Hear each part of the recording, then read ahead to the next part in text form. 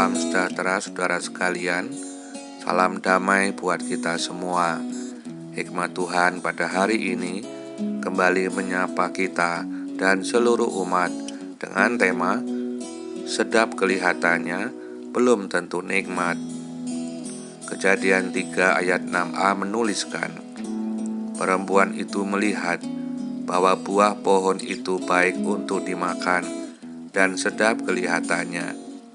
Lagi pula, pohon itu menarik hati karena memberi pengertian. Saudara-saudara, ketika melihat Instagram, ada menu makanan yang sedap kelihatannya.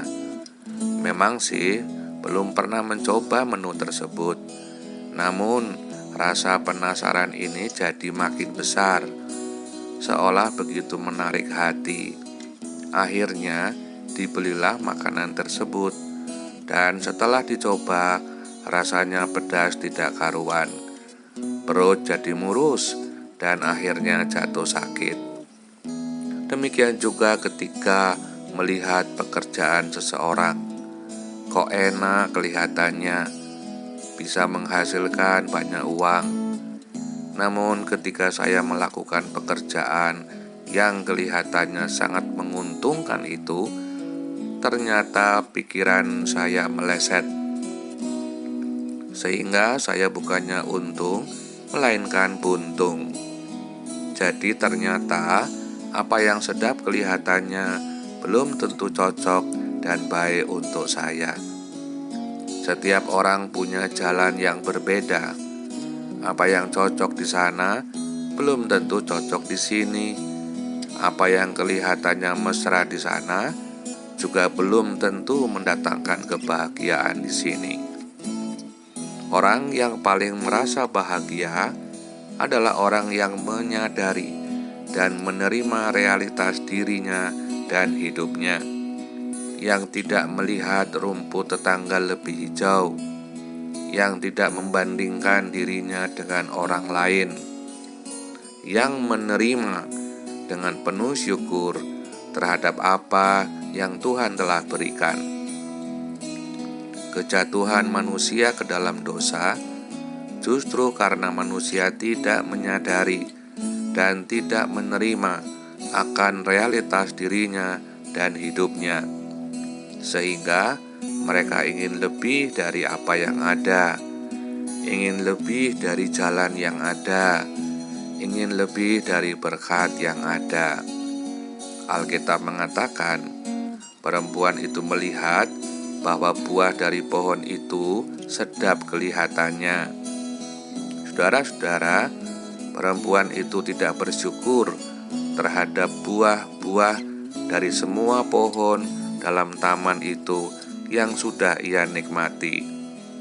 Namun ia melihat bahwa buah dari pohon yang dilarang itu sedap kelihatannya. Ternyata sesuatu yang kelihatannya nikmat justru membawa laknat. Berbahagialah ketika kita menyadari akan realitas diri dan hidup kita, serta ketika kita tidak membandingkan diri kita dengan orang lain, karena disitulah kita akan merasa bahagia dan bersyukur terhadap apa yang sudah Allah berikan. Amin. Mari kita berdoa. Ya Bapa di dalam Yesus Kristus, kami bersyukur bisa menikmati apa yang telah Engkau berikan hingga saat ini. Ampunilah kami ketika kami mulai membandingkan dengan orang lain dan mulai melihat rumput tetangga lebih hijau.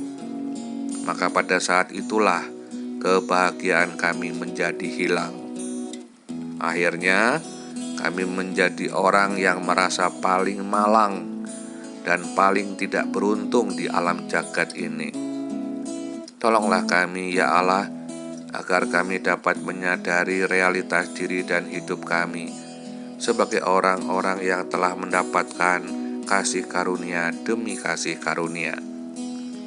Tuntunlah kami pada hari ini dengan kehendak-Mu ya Allah, sebab hanya di dalam kehendak-Mu lah kami mendapatkan banyak sukacita.